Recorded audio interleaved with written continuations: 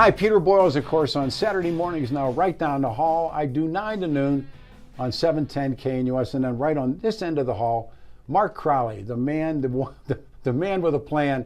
They built this really cool studio, and we do a lot of work out of here, and we call this YouTube show, we call it The Shoot.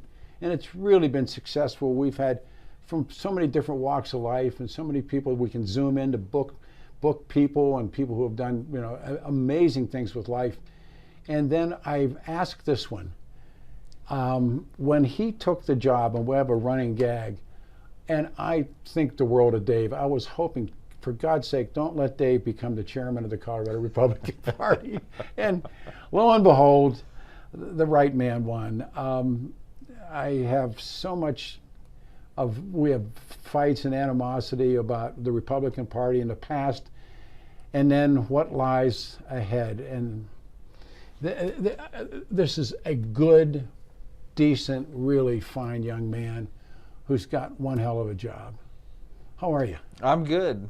It's not a pretty situation, but someone's got to roll up their sleeves and get it done. How long you've been since March? Since March 11th, so a little over 2 months now, I guess. Yeah. And how long is the tour? It's going to go until March of 2025.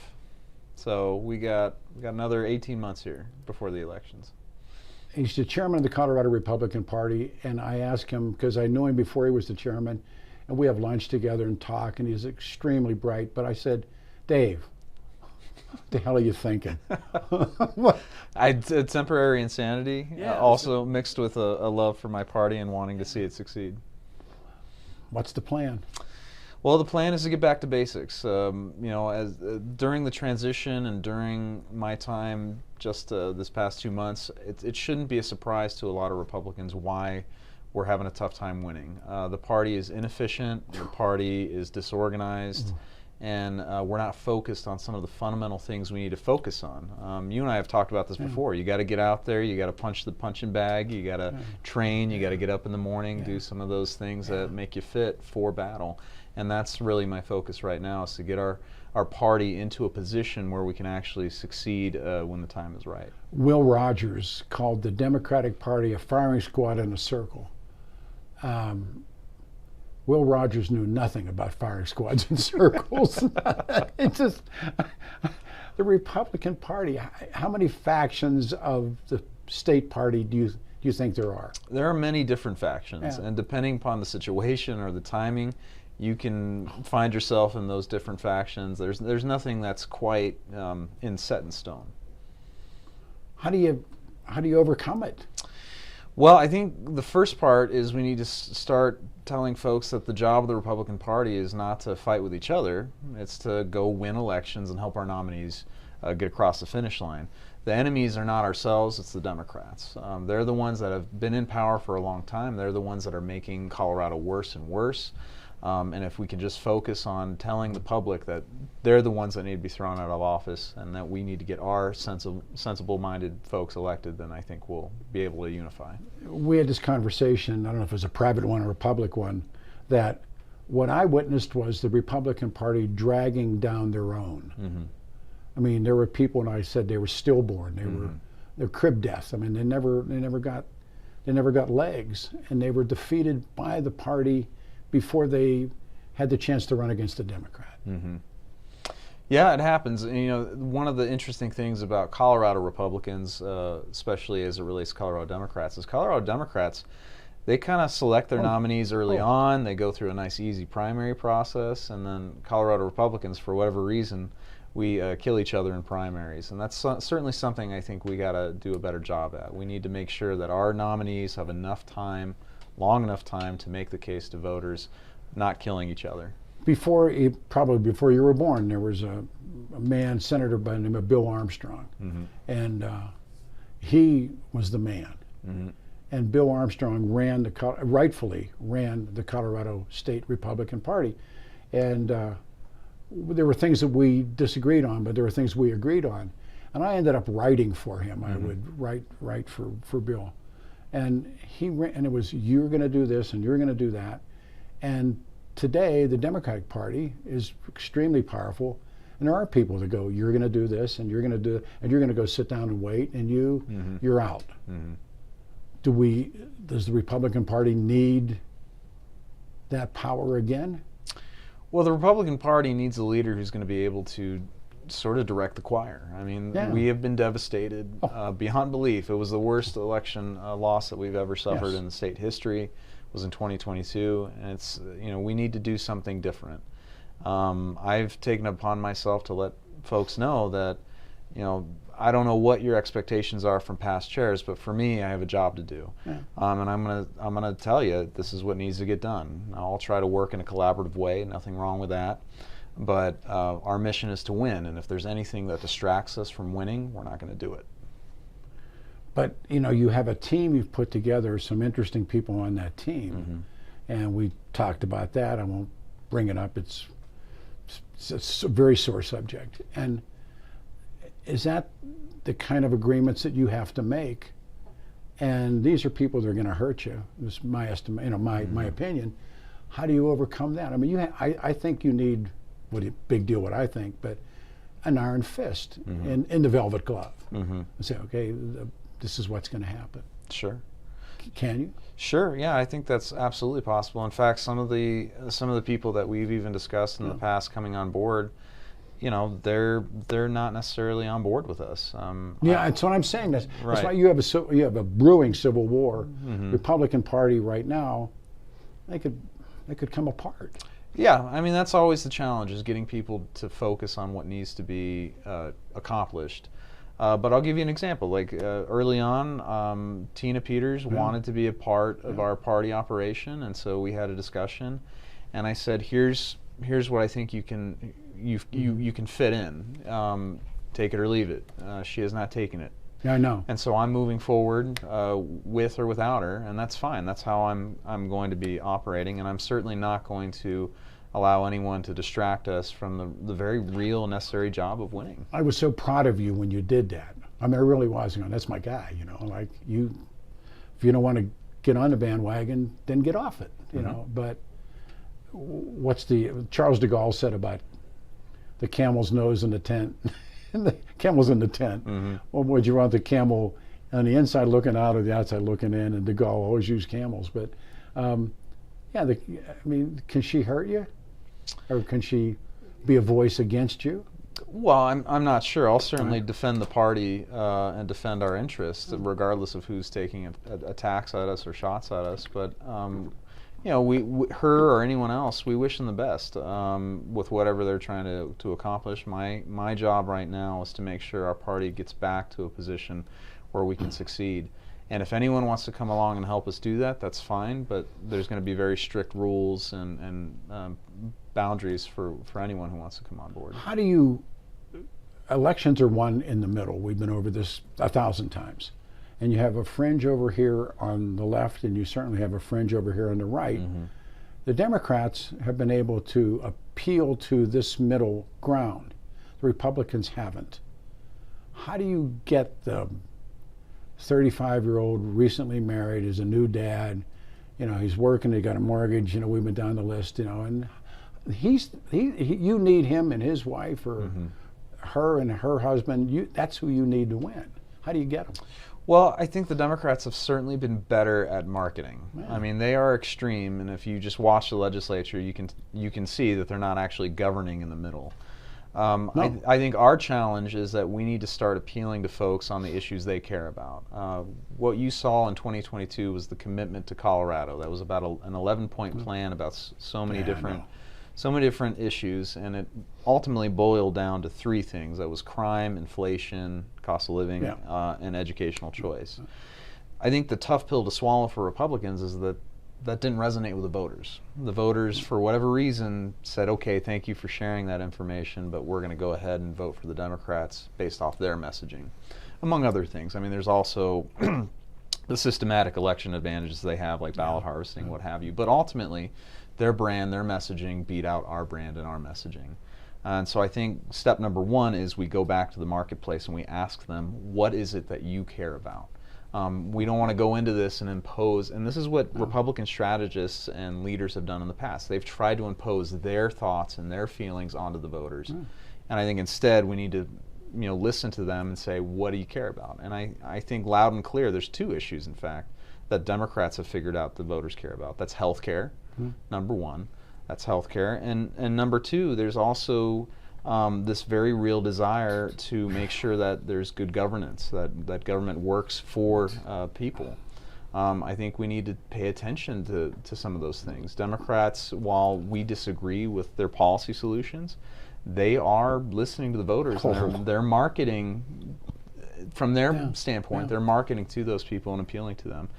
They're wrong, they're dead wrong, and I think we can prove that, but ultimately it starts with knowing what the voters care about.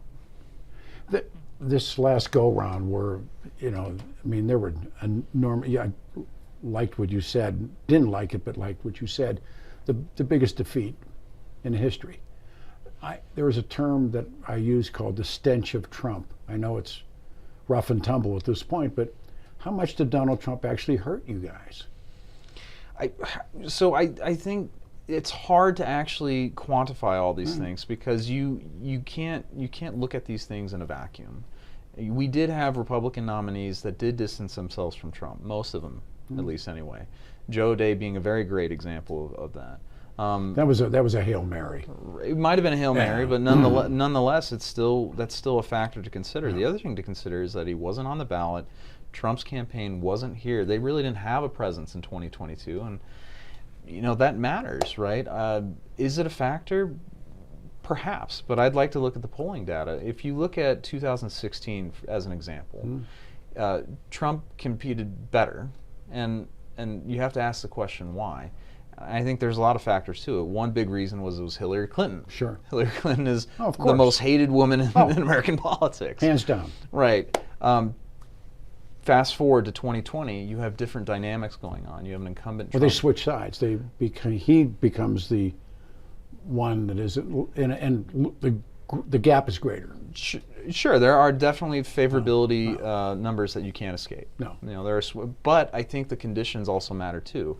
I think the COVID lockdowns had a lot to do with probably those numbers being reflected with the swing voters.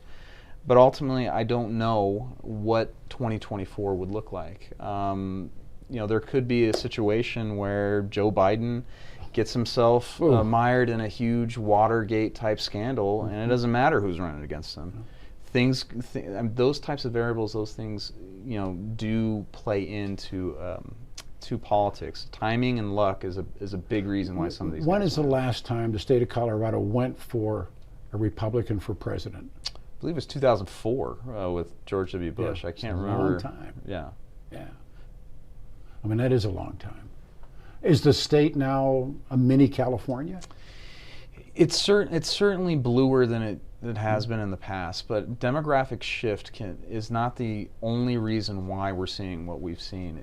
We did an analysis, and I'm happy to share it with anyone who wants it, but we did an analysis of the voters and an overall breakdown of how they voted just for state legislators in 2022. And those numbers don't reflect the actual makeup of the state legislature. So, for example, 46% of voters statewide voted for Republican candidates for the state legislature. Obviously, the state legislature is not 46% Republican. The reason why Democrats are finding success is because I think they're taking advantage of the boundaries and some of the systematic advantages that they've put into elections, such as ballot harvesting, such as taking advantage of a lack of enforcement on voter rolls being cleaned up, or even signature verification type stuff. I mean, they know how to run a well-oiled machine, and because of that, you're not seeing 46% of the legislature made up by Republicans. Instead, you see, I think, 31. I think it's that bad. 31 Republicans in the entire 100 state legislature. So, I say all that to say that Colorado is not as blue as everyone thinks. It's been manufactured that way through good machinery and a lot of money that Democrats have been able to pony up and put towards those efforts. But you and I talked about this, and there's a line out of Asian culture that when the pupil is ready, the teacher will appear. And when the state is ready, the candidate should or would hopefully appear. And frankly, I've gotten to know some of these guys, and frankly, who appeared. Mm-hmm. And we've talked about Reagan. You and I are a huge Reagan fan. When Reagan appeared, I mean, everyone thought it was over because Jimmy Carter had won and everything that had happened. No one saw that guy. They didn't see Reagan. I mean, he was, as they say, sitting on the bench. What's the Republican bench? We got to do some rebuilding, but Man. the other thing to keep in mind is that as we identify and recruit candidates, there are people who will pop up that we had no idea about, and I think we need to be ready. Do they really want to walk into that madness? Well, eventually someone's got to. The Colorado is in such bad shape; it's going to get worse and worse and worse, and I think that's the other, part of the equation. Colorado has been controlled by Democrats for a very, very long time. And I think as they continue to ruin the state, more and more pain is going to be felt by the voters, and they're gonna say, okay, maybe we need to make a change. So The teacher will appear? I think so. I mean, there's two things that I think we have to be mindful of: the conditions on the ground, Yeah. and then the players that pop up from time to time. I guarantee you, there are people who are going to line up in 2024 and even 2026 that we're not even aware of. Yeah. But they could very well be sort of the great white hope, if you will. No, I mean, I really want to believe that. I want to believe that there's going to, well, the Great White Hope also got knocked out. So remember that. Jack Johnson did Sure. in the Great White Hope, Jim Jeffries. I'd like to see, the sort of the party purging and cleansing, but it is attempting to purge itself, but it seems to want to purge. I wrote a column about, the sign of the rhino, getting rid of anybody who doesn't adhere to the strict party line of a conservative right, and so you're not welcome in. Mm-hmm. The Democrats, you can't get too far to the left with the Democrats. Yeah, that's okay, come on, you can hang out. How are you going to change that? Well, I think it starts with telling everyone that we can't win on our own. There's not one faction in our party that is capable of actually winning an election unless Then all they'd of us rather come together. lose almost. Well, we need to understand that if we're going to succeed, the only way to do it is through the American system, which is you win by majority. Yeah, Majority gets to govern. Yeah, you can't rule unless you win. That's it. Yeah, right. That's it. That's the first thing. But I do want to touch on this because I think what's particularly important to state is that in the past you've had a number of folks who have ruled our party in such a way where they did block out folks. Cool. And you have a lot of grassroots individuals who are going to say that person's a rhino, that person's a rhino, and some of it's deserved, some of it's not deserved. But ultimately, the problem that we're facing is born from this desire to block out other people and not include other voices. Under our party now that I'm running, I've told everyone this. I said everyone gets a seat at the table. Everyone gets a voice and a vote because that's how democracy works. Everyone gets their say, but at the end of the day, we're going to vote and the majority will get its way. Did you ever once see the Democrats look at somebody and say, oh, you're too far to the left, we're just not going to include you? Never. I think prior to probably Ted Trimpa, I remember if you talk to Ted Trimpa, right, he'll tell you about how at a certain point they decided winning was more important than being right. Exactly. And so in the past it certainly did happen. Because how many years did Republicans dominate Colorado politics? Bill Owens. A lot. Bill Owens, they owned right. it. Yeah. So Ted rightly said, look, this is a numbers game. If we're all going to succeed, then we all need to work together because a rising tide lifts all boats. That's not different from what we need to do. Bill Owens was the end.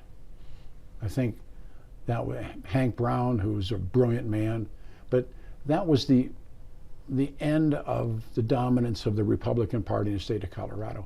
After that, and these people started to rise, and that's where I really saw the first Civil War, and it was also that it was the end of the Armstrong era as well. Mm-hmm. So I mean, if anything, you need to grab people by the back of the neck and say, okay, now we're going to get along. Right. So a part of it's interesting because you know darn well in my time in the legislature, I was not known as a peacemaker. I was not a peacemaker whatsoever. But now as chair, I'm trying to bring these different factions together, and one of the things that I am doing is I'm saying, okay, You guys can fight. You can have a knockdown, drag-out fight all you want. We're doing it in private, though. Yeah. You're going to do it behind closed doors. You guys go ahead and beat each other up, and then afterward shake your hand. And let's go ahead and work together. Because ultimately, we're not going to win without working together. And that's a big part of our message. All right, so leave me with something. Here we are. You're just literally months into this 2-year tour. What's the first goal? What's the first objective did you have? Well, the first goal and first objective is to clean up the disorganization and dysfunction of the party. We have no business governing if we can't have our house in order first. Yeah. And so my goal has been to trim the fat, cut out the waste, eliminate dead weight, and make sure that we're operating as a lean, mean fighting machine. Then we can kind of do the fun stuff.